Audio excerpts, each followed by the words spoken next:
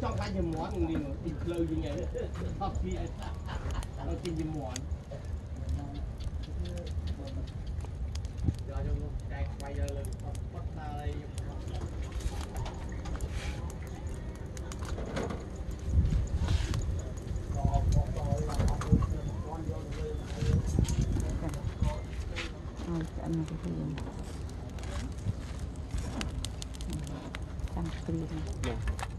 đi viết thi crop ở chả ní cái đài tới đi ăn thằng kha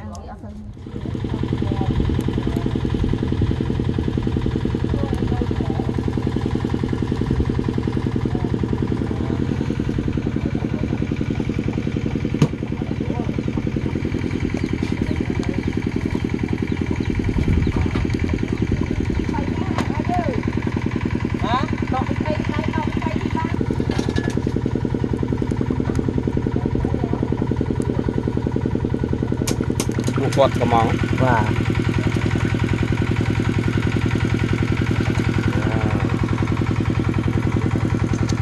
good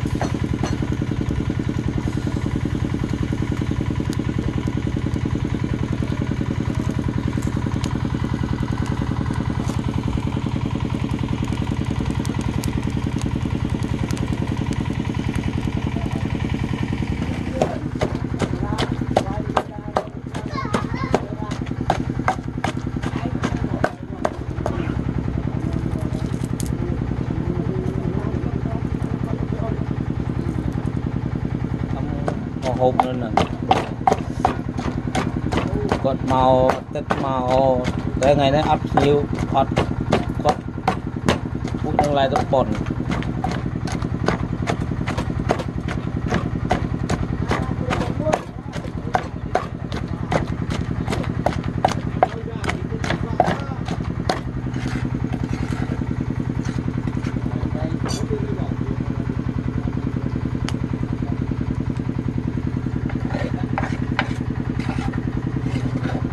sang chả chứ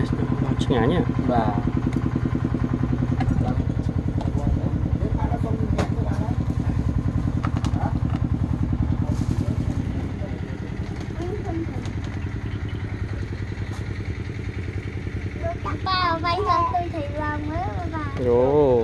miền tây tu tiên này bà ná tây ô tây đại chả ra đó nè nơi không nơi sâu nè tặng cơm cung vịt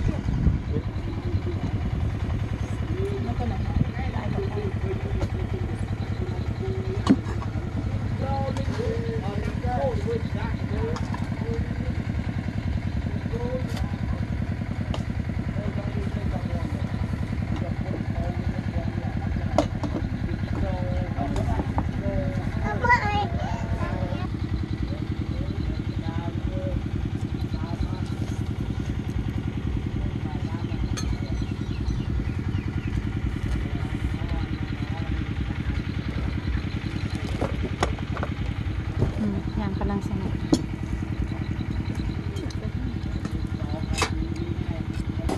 con mà này mọi em thon này hả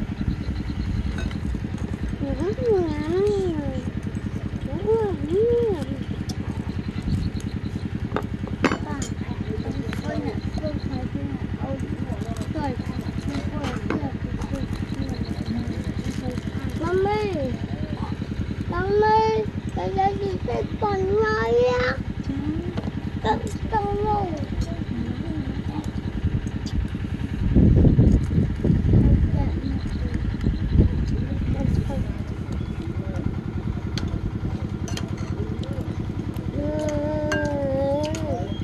Mama nè, mama.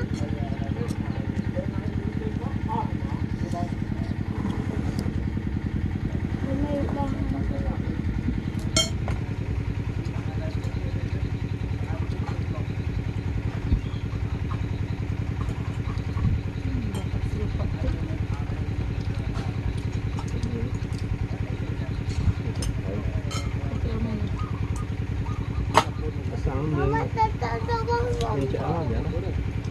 đó lục môi thành đại